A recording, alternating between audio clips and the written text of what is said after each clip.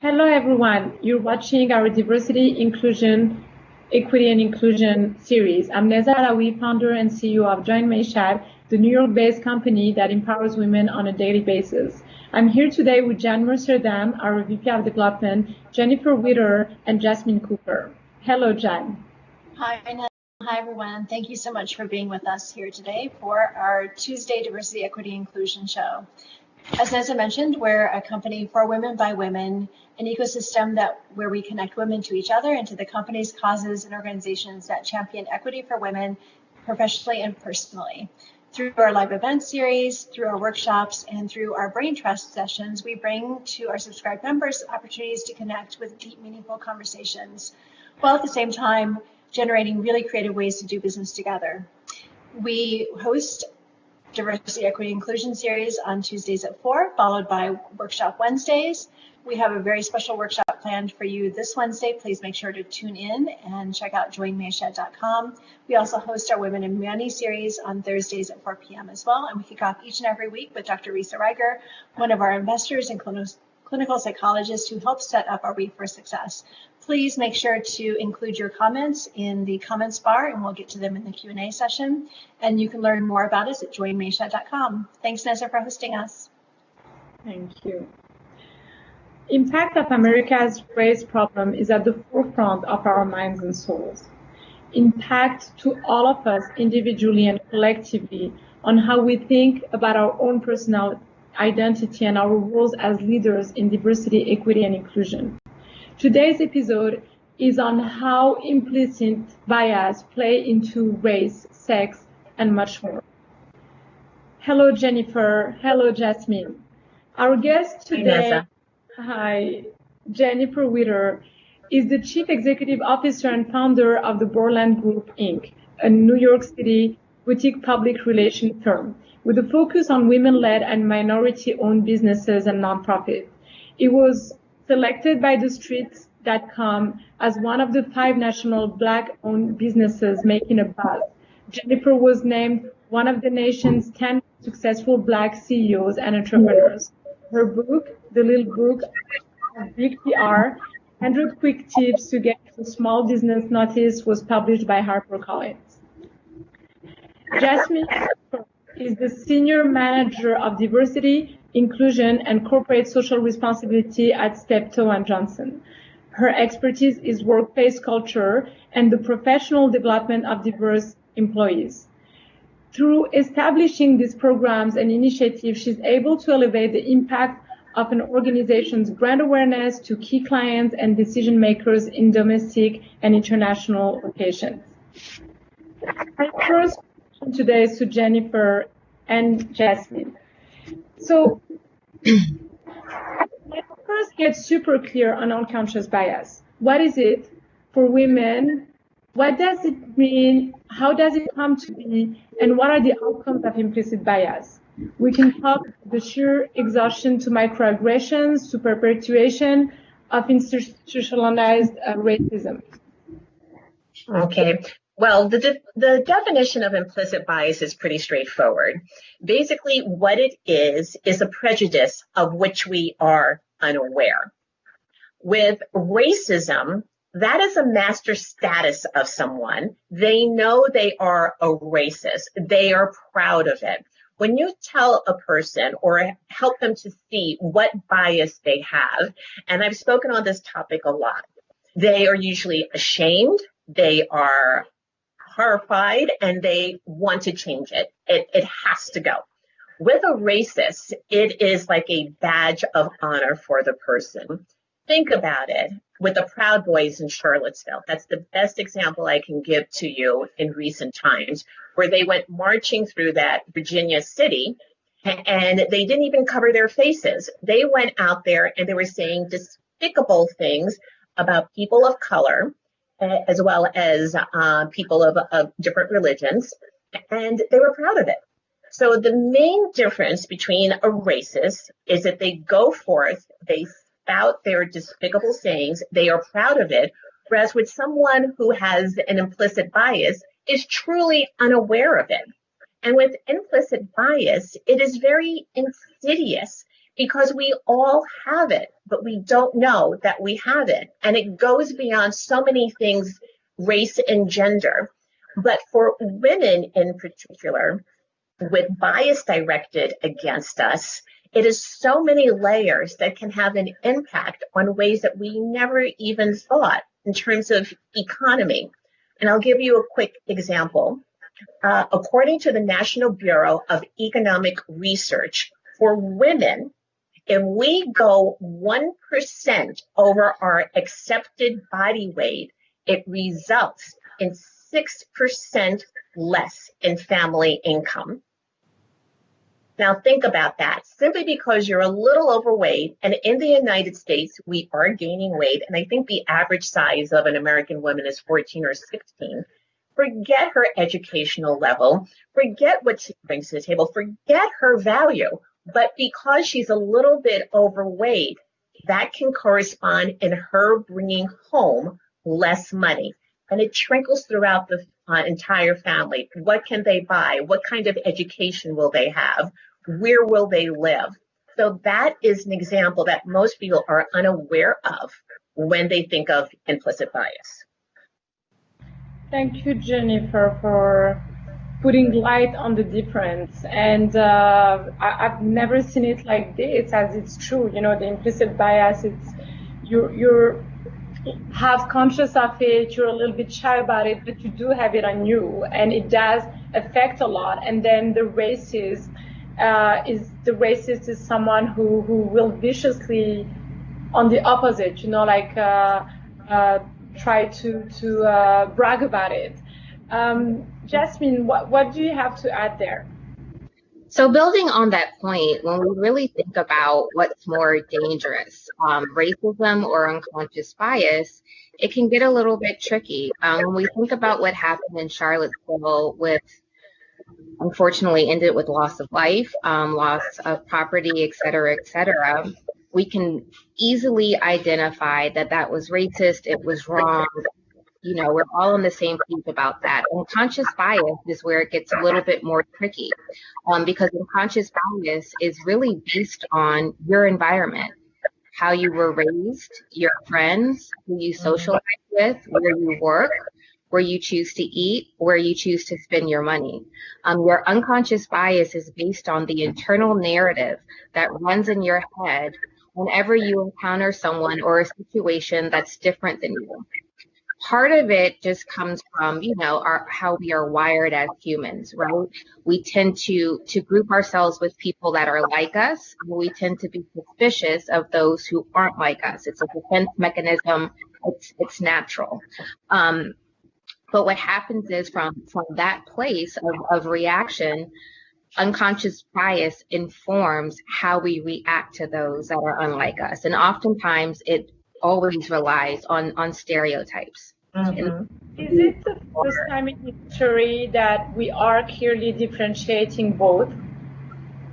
I don't think it's the first time in history. I think that we are starting to have language for a lot of we're starting to be able to apply discourse to a lot of sentiments that have always existed, right? So unconscious bias, implicit bias, proximity bias, all these different words are relatively new, but they're simply quantifying what we've always felt, what we've always knew to exist. And I think that is what we're seeing now is where we didn't necessarily see 4 years ago, 8 years ago, and throughout history is there's a very clear demarcation between what's really more pervasive in society.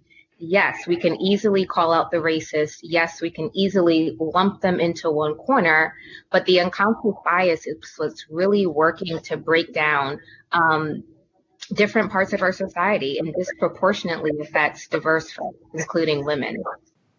Just to add on to Jasmine's points, and I agree with everything that you say, is that unconscious bias, again, also known as implicit bias, starts at a really young age, between 3 and 5.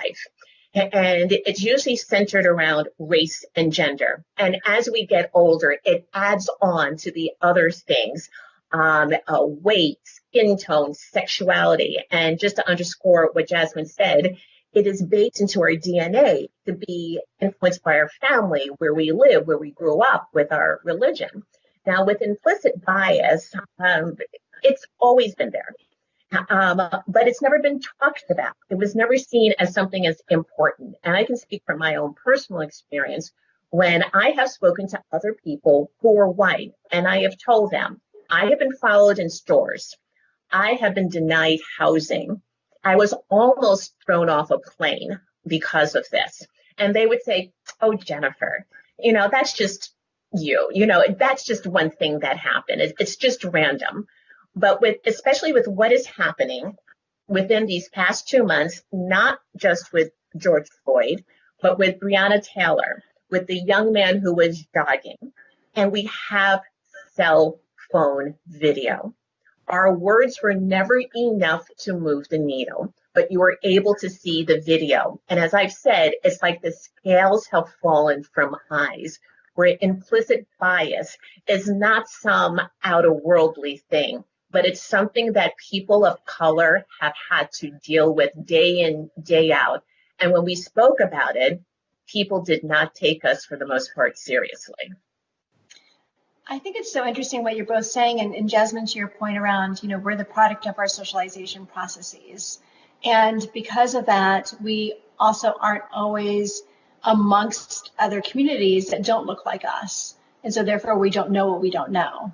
Mm-hmm. Right. And I'm wondering, Jennefer, to your point as well, just in the sense of, how does this impact then how we identify for ourselves? And how we identify, and what do we do with that, both professionally and personally? And at Mayshad, we do talk a lot about the complexity and the intersectionality of identity, knowing that we, at the same time, as strong professional women, want to stay true to ourselves, who we are, what we believe in, what we value, our moral code of ethics.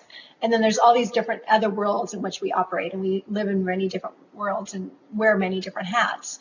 Jasmine, you had shared originally with me when we talked about doing the show a personal story as well. And thank you, Jennefer, for being so honest with your experiences. And we would love to hear more about that too. Jasmine, I'm wondering if you would like to share what's happened for you and your family recently as well. And why do you think this is so critical to be having these conversations at this particular moment in time?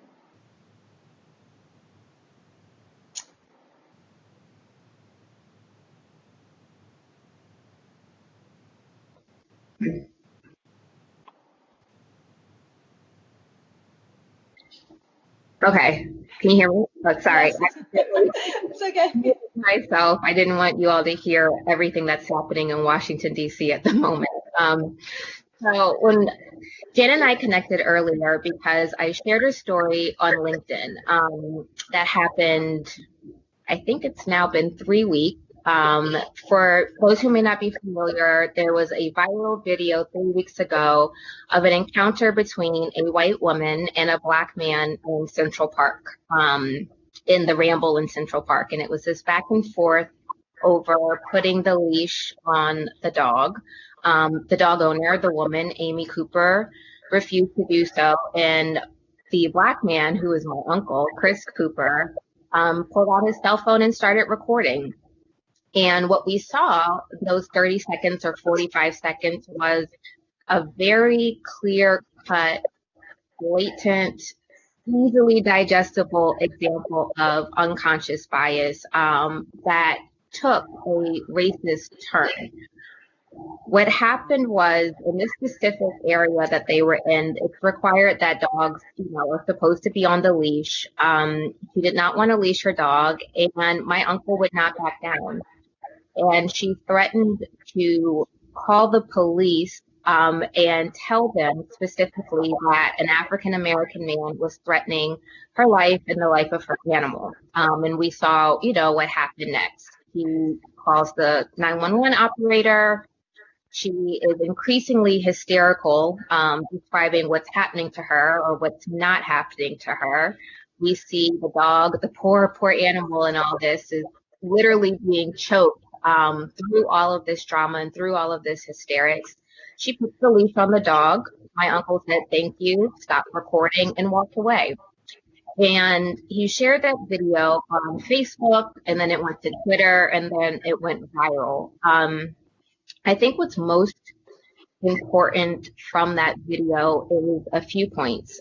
Jennefer mentioned how unconscious bias is something that Black and brown people, women, anyone who's really not a white male have experienced forever.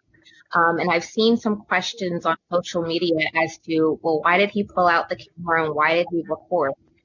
Again, when we ask those questions, it tips the balance between responsibility, right? Why are we questioning why was this situation reported? The other part of that is in seeing the video and it being an excellent example and a teachable moment and a conversation point. Throughout history, Black and brown people, or groups of people that are oppressed, have oftentimes had to prove that they are oppressed. They've oftentimes had to be able to show that they're telling the truth. That, again, is institutionalized inequity. If I say, it's something that we experience as women, if I say this happened to me, why do I have to have video to prove it? Why does it need to be corroborated by somebody else? The biggest takeaway in that video was before one, she intentionally told my uncle, I'm going to tell the police an African-American man is threatening me. She intentionally weaponized law enforcement as a means to control a situation that she no longer could control. Again, when I saw the video as women, I get it, right? Sometimes you're out, you're walking your dog, you have one eye on the dog, one eye on what's going on, one eye on your phone. My uncle was bird watching, so it's very possible that from her perspective, he did jump out of the bush. He did come from behind a tree. I don't doubt that maybe she was even initially startled. But when she recognized that a Black person, especially a Black man, was not willing to let her have her way, she made a decision to change the dynamic, and in doing so, quite frankly, could have ended my uncle's life. We've had that conversation, it's come up, well, how can you forgive her? She could have had your uncle's and things like that. Do I, in my heart, think that she wished death on my uncle? No. But do we know that police interactions between Black and brown people can mean death? Yes. And we saw that. What happened with my uncle was between 7 and 8 a.m. Monday. George Floyd was dead by police hands by that afternoon. So we had two examples, not even within a full day, not even within a full news cycle, within literally a work day, of two extremes of what can happen when police are weaponized against Black and brown people. So my most biggest takeaway from that is, and I get asked this question a lot, do we think Amy Cooper is racist? No. However, we think she reacted in a racist way. And her reactions were based on her own bias and her own assumptions about Black people. More so, again, because we don't know Amy personally, the assumption is she has been conditioned and raised and encouraged to feel like if a Black person is out of control, call the police.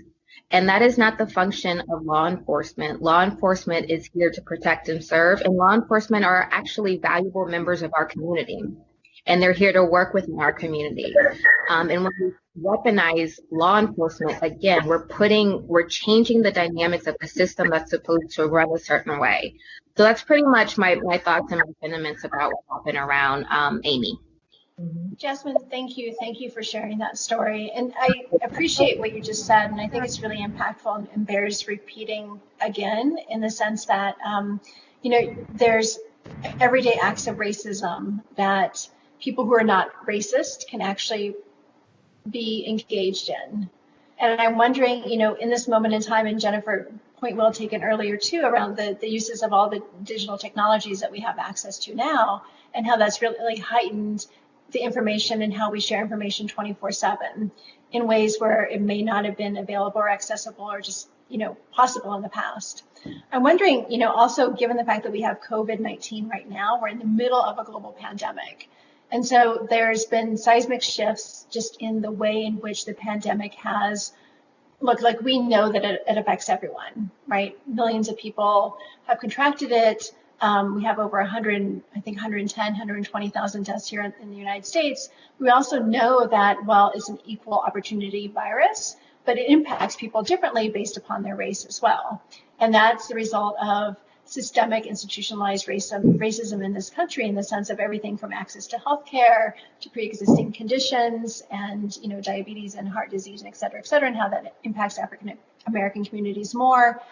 To Jasmine and Jennefer, do you think that in this moment in time that the reaction to what we're seeing now with the global protests in support of Black Lives Matter and bringing more racial justice to the United States, that the pandemic has served to play a role in that? I don't know if it played a role in it. Things were tootling along without any change until Mr. Floyd was murdered. Let's face it, Blacks have not been treated fairly overall by the American healthcare system. With my own story, my very beloved mother was a nurse, and she had her primary care physician for many years. And she was experiencing pains in her chest. And she went to the doctor, and keep in mind, again, she was a medical professional, and she explained to him what the problem was. And he's a white man. And he looked at my mother and said, "Are you depressed?" My mother said, "Yes, I'm depressed because I have pain in my chest." And she had to change doctors. But my mother had heart failure. And if it could have been treated then, it may not have gone into such a significant health problem that contributed to her passing in later years. So with racial disparity, it has happened since the dawn of man, since Blacks were brought over here on slave ships. And what we need to do is to acknowledge it. One of the things that they were talking about during the pandemic, yes, people of color were dying at higher rates.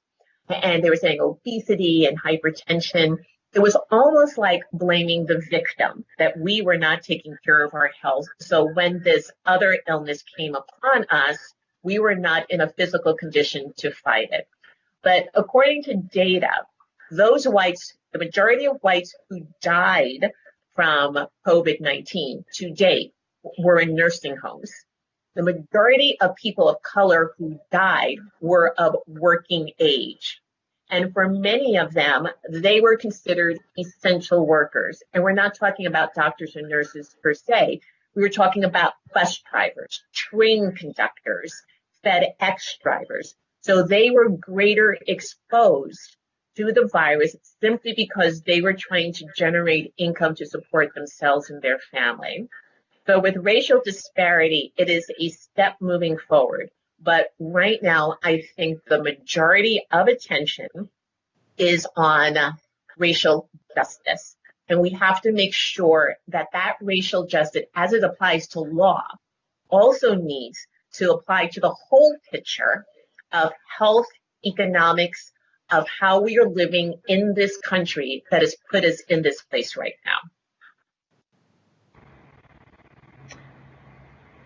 Sorry, Jen, I cannot go to the next question without commenting on Jasmine's story.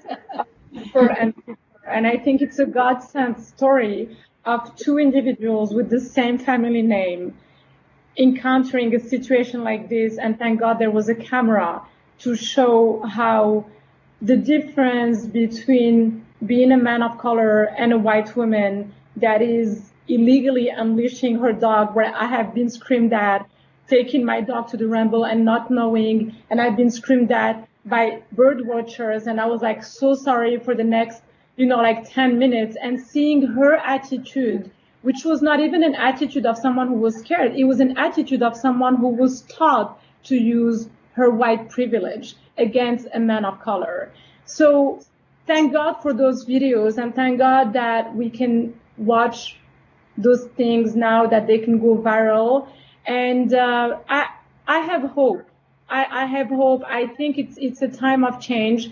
all over the world with what happened with COVID, and a time of change where just the way we're talking about it, when we used to talk about anti-racist movements, and now we're like really dividing. There is a problem in the psychology of people that needs to be fixed. And then there is a problem at many, many levels of the systems that need to be fixed. And I am so sorry for all those years where it was ignored, where laws seemed to be equal, and people of color had to live with it, living like through the victims of all those unlayered inequalities. But I really think that this is a time of change. And so, Jasmine, let's talk about the work you're doing with your firm today to raise consciousness, provide safe spaces for employees to engage, and create concrete opportunities for equity. Right. So, as mentioned, I think that everything lined up, and this is just kind of a general life strategy I have. I think things play out the way that they're intended to. Would we have these protests if we were in COVID? If. Even the situation with Amy and my uncle, if we weren't in quarantine, would Amy have walked her dog at that time? Would my uncle be out bird watching at that time? I don't know. I do think, though, that the impact of COVID-19 on populations, disproportionate impact on populations that are already under a tremendous amount of stress, helped, and help is a funny word, but it helped support the inequities, the racial inequities, the economic inequities, the social inequities that are coming up in conversation now. We're talking now about how school districts come together. That's something that came out also during COVID, right? We have students that only eat when they're at school, that only eat if they have meals provided for them by the state. Those conversations were happening in COVID, and now we're talking about, well, how are these school districts even happening in the first place? How are things being drawn the way that they're drawn? Why is it that kids don't have access to fresh food, fresh groceries? Why are they living in food deserts? So I think the COVID conversation, or I guess more so, the stage of COVID built is really the foundation for what's going on right now. And when we look at a lot of companies and corporations and employers responding to what's currently going on, we're seeing lots of kind of general support condemning racism. I think we can all agree racism, it's time to go. But we're also seeing companies do two things. First, dedicate resources to the cause of equity, whether it's financial resources or whether it is the business that they're in. I work for a law firm, and so our talents are within the legal profession. Our connections are within the legal profession. Our connections are with people who are policymakers and influencers. That forms some of the work that our employer is doing. We can look into pro bono work. We can look into civil rights work. I think each employer has a unique opportunity to not only put money towards the cause, but your talents towards the cause. Another thing we're seeing a lot of companies do is take a look at their own internal systems and how equitable they are. We're looking at things like salary surveys. We're looking at things like, what is the exact word? I apologize, but it's a job distribution report that essentially lists the title of each job within a workplace and how many people have those jobs. How many C-suite folks do you have? How many senior managers do you have? How many managers do you have? How many administrative assistants do you have, et cetera, et cetera, et cetera? And then run it by race, run it by gender, run it by, pull it apart by all these different demographics. And then you can really see how equitable your own workplace is. Taking a look at hiring practices. Are they equitable? Do you have diverse candidate pools? If you outsource it, do you work with companies, or is it in your contract that they have to have a diverse candidate pool? I know at my job, our promotions run somewhat in a class. We all get promoted at the same time of year across the company. Look at that promotion class. Is it male heavy? Is it women heavy? Is it white heavy? Is it, these are the type of things that companies can start doing to really evaluate where they are internally in terms of providing equity for Black and brown people and for women. But the thing, and I applaud your company, Jasmine. It sounds wonderful. And I'm sure that you're very proud to be representing them. But one of the things I want to say is that you can't climb the ladder if you can't get through the door. And with HR, they need to be specifically trained to their own implicit bias. And according to NBER, that if you have a Black sounding name like Rashida or Dwayne, you have to send out 15 resumes before you get a response back. If you have a white sounding name like Jennefer or Christopher, you send out 10 resumes and you get a response back. So for those who have the Black sounding names, they have to send out approximately 33% more resumes before they can even be equal. And then you look at the disparities with women who we earn less than men. And then when you look at that category, when you break it down, Black women, Hispanic women, and Native American women all earn less than white women who are earning less than white men. So we have to look at these things and be aware of them. And, one other thing that I wanted to discuss with HR with their own implicit bias is to do something that's called resume masking and removing all identifying characteristics. Like if your name is, again, Marcus, and, if you were a member of the African American Professionals of DC, to remove all of that and just to look at the skills and abilities and bring that person in. Because there is definitely a prejudice against women overall. And it was according to a college, I don't remember the name of it, that there is a preference over women to have men brought in if they see a male name. So we need to get to the granular level. So when those class promotions happen, there are actually people in the class that can fill and add to that company, their diversity of thought, their diversity of opinion, and enrich the company with their backgrounds. And I'm wondering during this period of time when we're remote working and even when we go back to work, that the future of the office is going to look very different than what it did in the past. And so now that many companies are actually interviewing online, doing web and Skype interviewing, with the increasing utilization and reliance on technologies, I'm wondering if machine learning and AI platforms will be able to better advance and provide further assistance in this space, Jennefer, to exactly your point. And is that an opportunity for entrepreneurs that can provide some solutions? I think it is an opportunity, but I have seen some recent conversations within the last year that the AI systems can be biased because of who wrote the code. Because of it's not AI does not live on its own. We as people, as developers, as engineers, tell it what to do and it does its thing. And so to Jennefer's point, we have to make sure that when we are using these systems, whether it is AI or human, that there's review, that there is a review for implicit bias, there's training on implicit bias.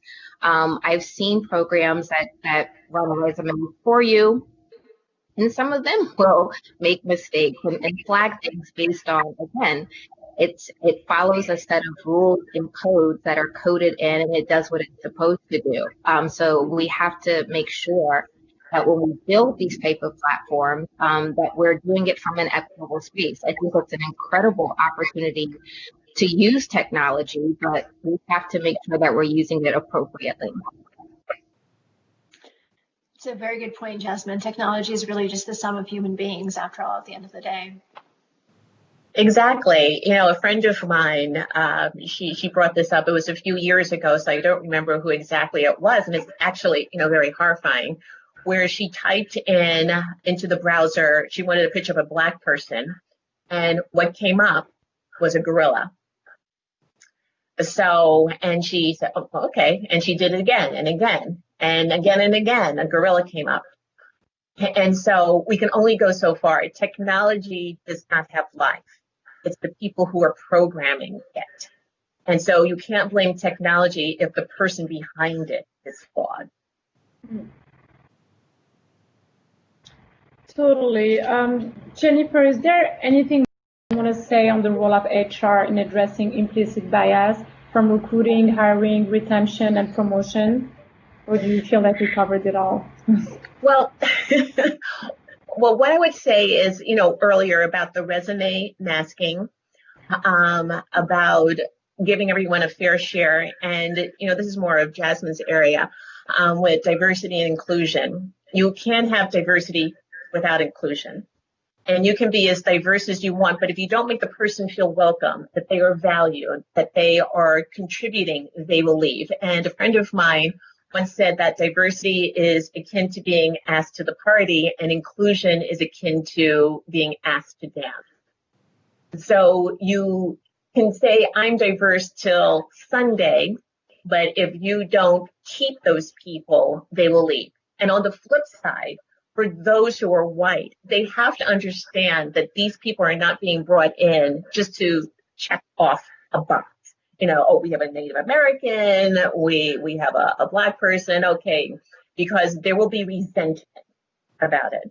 And so everyone needs to be educated as to why diversity and inclusion is critical, and bringing out some proof points, such as organizations have higher retention, they make more money, all the positives.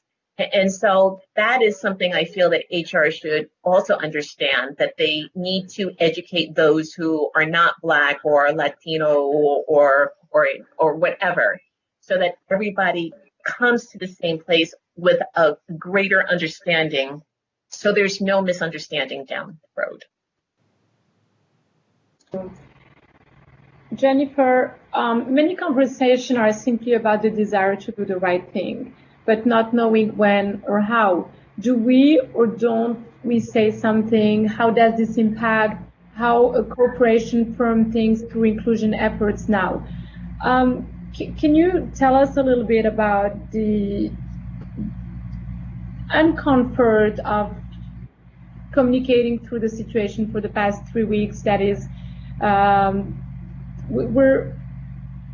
we think here that any communication is better than no communication, and definitely knowing how to communicate the proper way. And I think you lay down the ground very well by talking about the differentiation between unconscious bias, racism, and how to change things at work. How can we change them in society? How can people individually start making that change as a personal reflection? I think one of the first things you can do is to identify your own implicit bias. And there is a test that you can take, and it's given by Harvard, and it's the Implicit Association Test. And you can go online, and there are several different categories. It's gender, it's sexuality, it's color. It's totally anonymous, and you go on and you take the test, and you select which one you want. And then at the end of it, it will say, you are biased in this, or you're not biased. So understanding where your bias is absolutely critical. And then the other thing is, ask yourself these questions. Look around you. How many of your friends look like you? Okay. How many of your friends have the same religion as you? Where you live, is it everybody like you there? Does everybody have gone to college or have advanced degrees? Take a look at your own life. And I call this individuation. Take a look at yourself and look at others, because everyone here on this panel has been a victim of unconscious bias. So let us not write other people's stories before they even open their mouth. Let them write their own stories. And to expand your world, I did a TED talk on implicit bias in December, and it was up in Albany, and the audience was primarily white. And I said to them, how many people are going to go to a Kwanzaa event? And nobody raised their hand. And I said, you can go.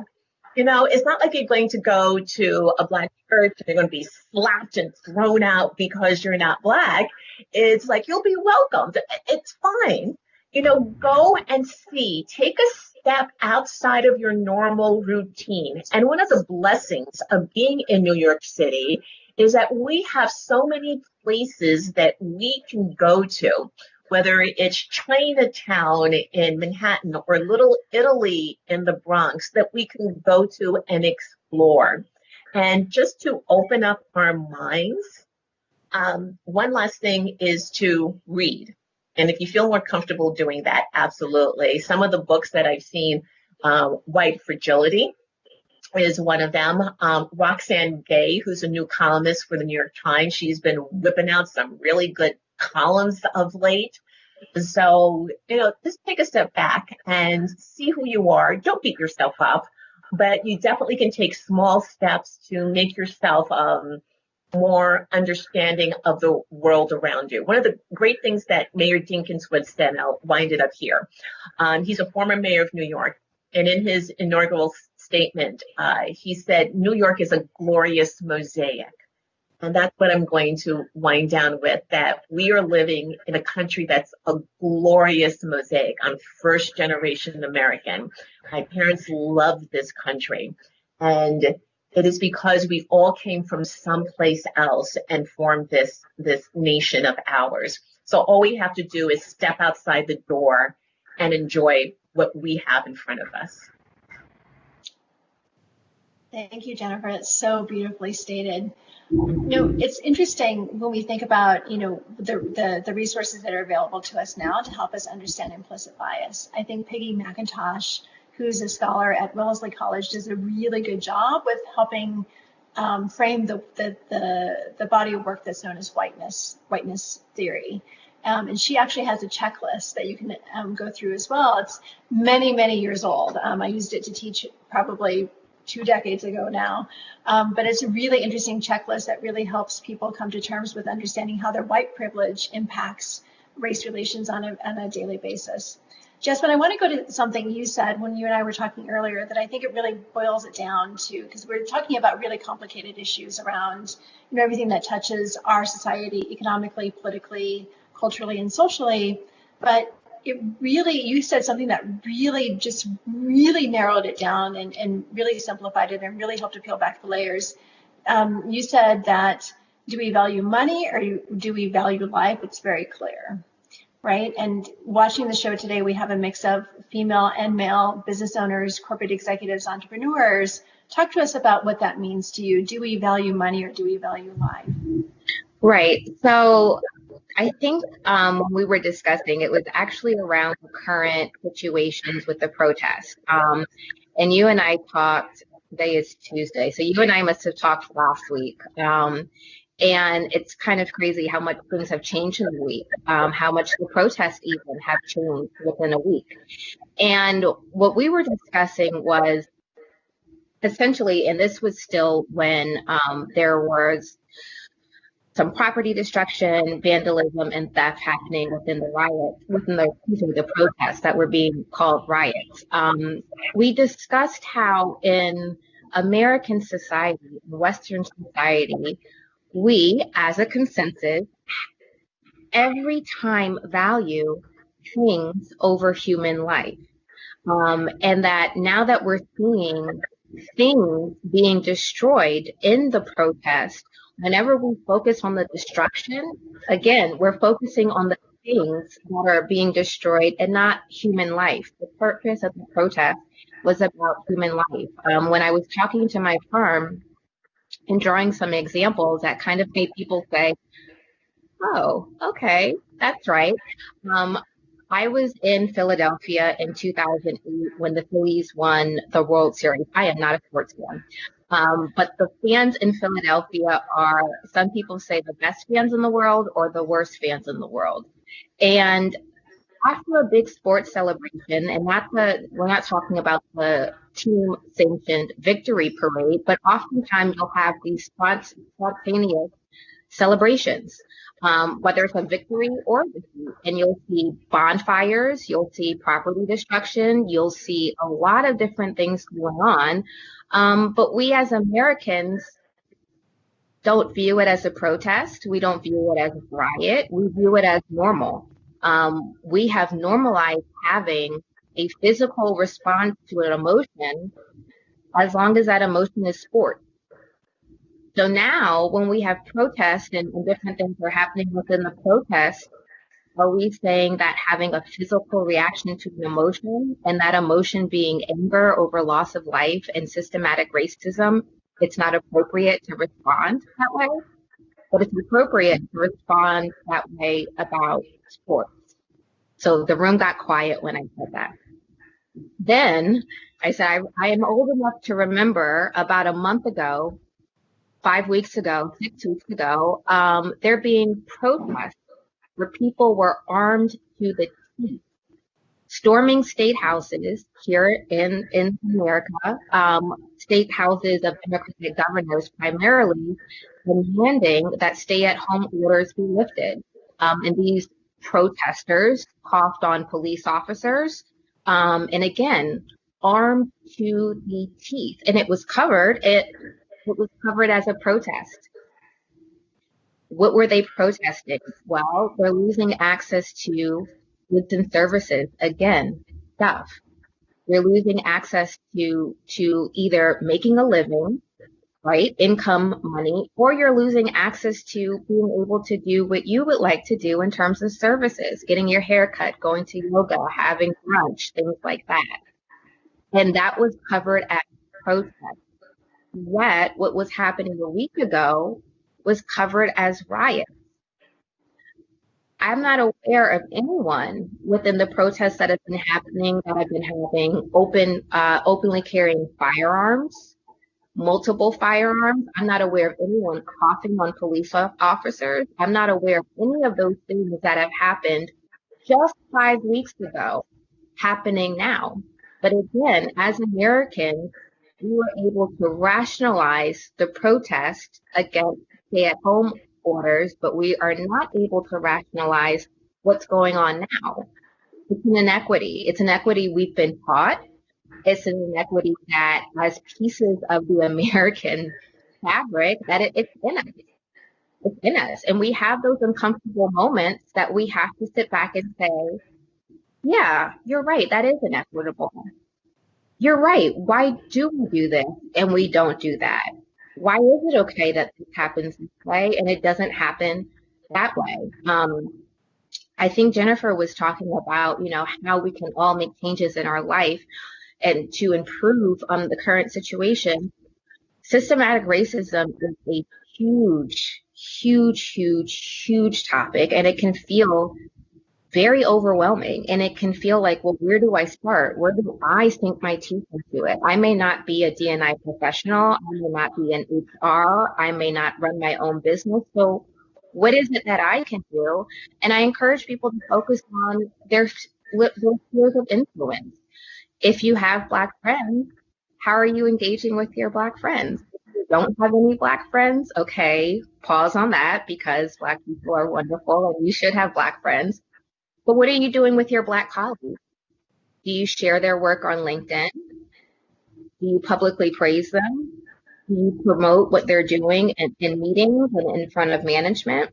If you don't have any Black colleagues, again, why not?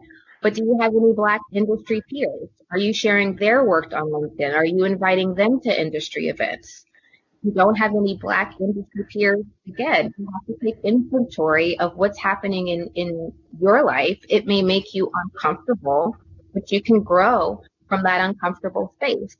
So if you don't have any Black friends, you don't have any Black peers, If the only Black people that are in your life are those that are service providers, right? Whether it's your administrative assistant, whether it's the person that works on your car, whether it's your stylist, whatever it may be, what do you know about these people?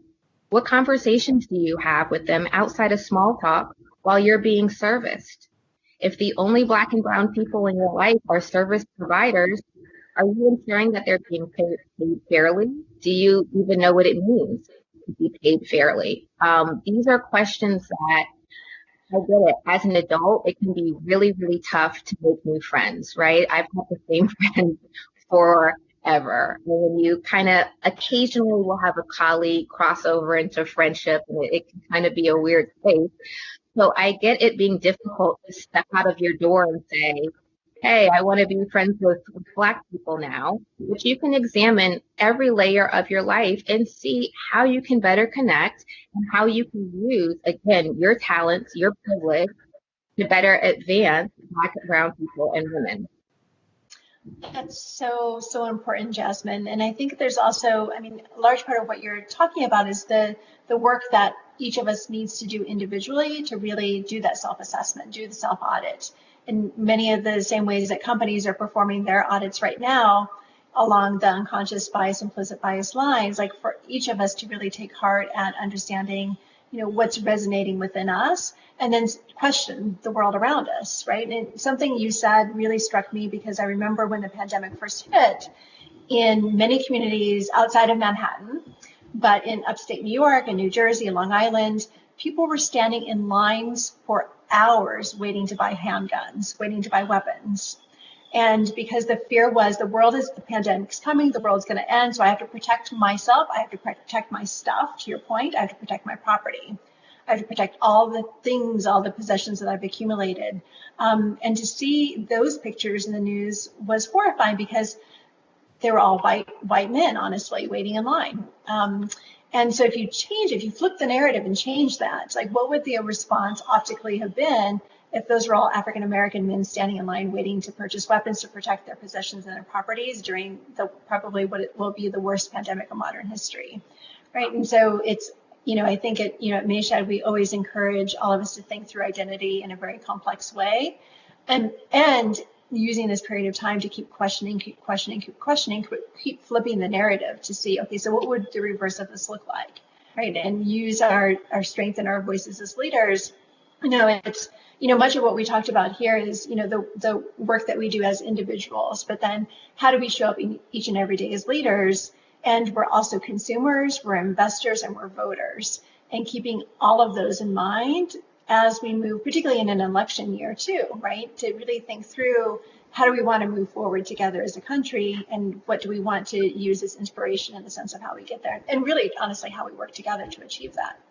Right. And it doesn't have to be, major things. Someone was saying, I think he just brought up a point about how, what we bring into the workplace and how we show up in the world and things that we do. Another thing to do is if you're in a book club, are you sharing books from Black authors? For your news, do you consume news from Black journalists? When you travel, do you support Black restaurants and Black-owned businesses? In your own city, do you support Black restaurants and Black-owned businesses? And these are small things that folks may not think about, but they are small adjustments that really help when we're talking about what we want our future to look like, that help. When you support a Black author, a Black restaurant, a Black business, you're putting money back into a community and you're providing equity to people that 50 years ago may not have been able to have a business, may not have been able to publish books. When we're talking about diversity and inclusion, it's not just at work, it's not just in hiring, it's not just in HR, it's in our lives.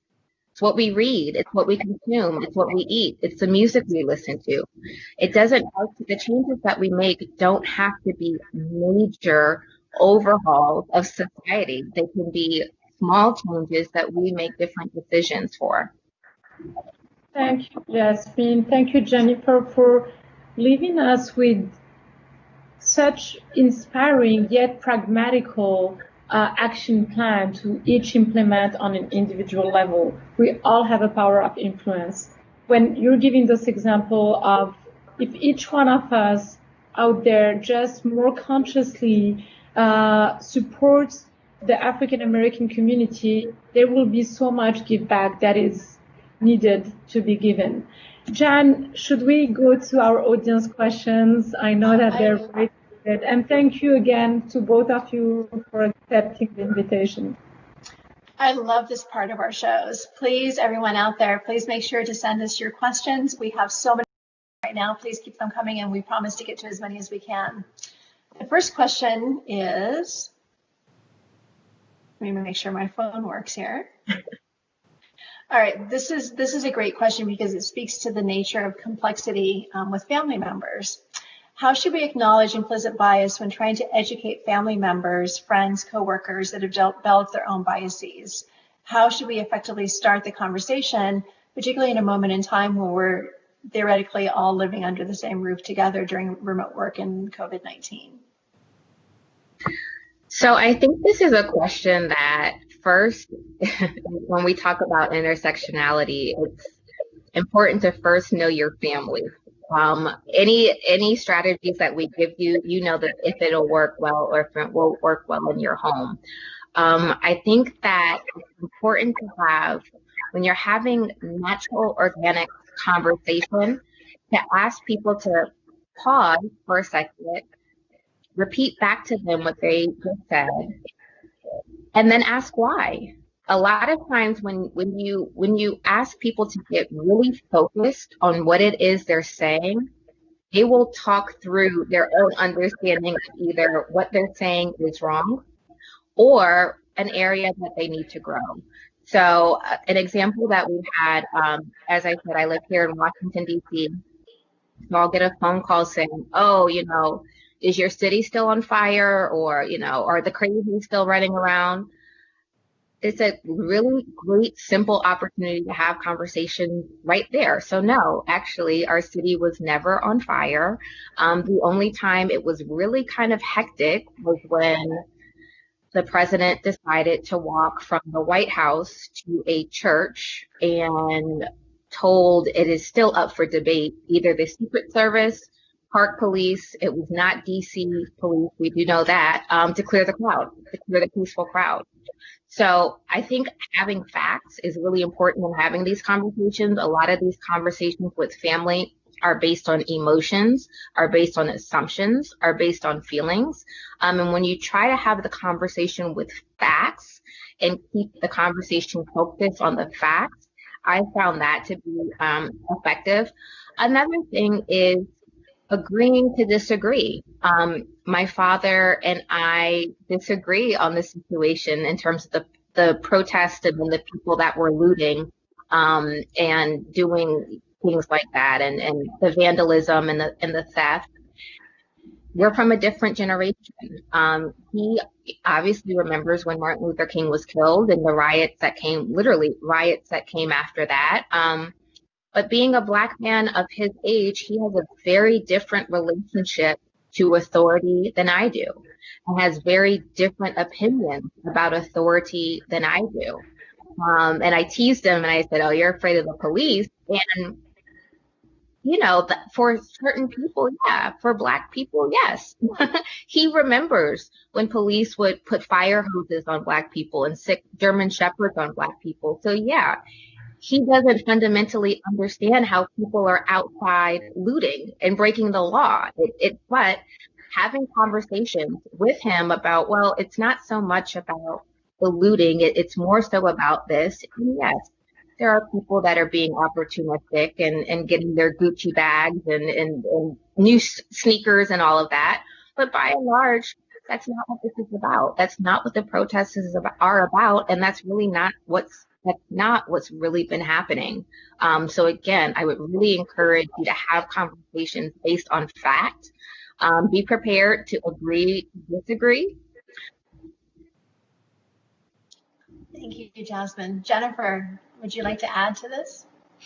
I feel that when you're in such closed environments, it can be, quite tumultuous to have these conversations. outside of what is happening. But the fact remains is that this is an event that is happening in real time. And whether you're outside, inside, it's touching your life. So I believe that these conversations are starting organically and that people need to, speak to them in an honest and open way. And if somebody has an opinion that's different from yours, don't attack them for it. As Jasmine was saying, try to get to the root of it and to find out what their thinking is. And, sometimes you just have to go, we agree to disagree, because there are times when you cannot change someone's mind, but at least we can listen to what they're saying and we understand each other. But again, during these times, I think that it is so tumultuous out there that not to talk about it, I think, would be highly unusual. These conversations are being had and they are difficult, but you need to have them. Thank you. I really appreciate what you both said too, because a large part of this is really about listening, right? And even though we may have to agree to disagree from time to time, but really truthfully listening to really figure out, what their perspective is and where they're coming from. And it helps us understand their own socialization processes, I think, in a different way too. We have time for one more question. How should we deal with implicit bias during any discourse when we're trying to create a safe space for elevated and meaningful conversations that can generate true transformation? When I do my presentations, I always start off with, this is a safe space. You will not be judged. And I want people to know, and I say this, is that you will not learn unless you are honest. And we cannot put ourselves into another person's shoes. So the only way that you can have this discussion is to have it to be open, but you must feel comfortable enough that your words will not be held against you. And so I feel that saying first and foremost that it's a safe space, to adhere to it and to make sure that the person is comfortable, that will open up the doors so wide that you will get so many comments. And I've seen this in my presentations. And on my end as a trainer, there was this one person, she said something, two family members of mine are white. And she goes, how did you get related to them? And so my immediate reaction was, I said, by blood, how else do you get related to it? But you know what? It just showed her that families can be multiracial. And apparently she just did not even consider that in the moment. Thank you, Jasmine. Thank you, Jennefer. We are over time, so it'd be great to continue this conversation and do a 2.0 conversation with both of you as well. Neza, what do you think? Yes, and thank you for joining us today. Thank you, everyone. And you can find us next Tuesday for our diversity, equity, and inclusion conversation. You can find us on YouTube and find this episode that will be aired for you to share. And join us anytime at joinmayshad.com.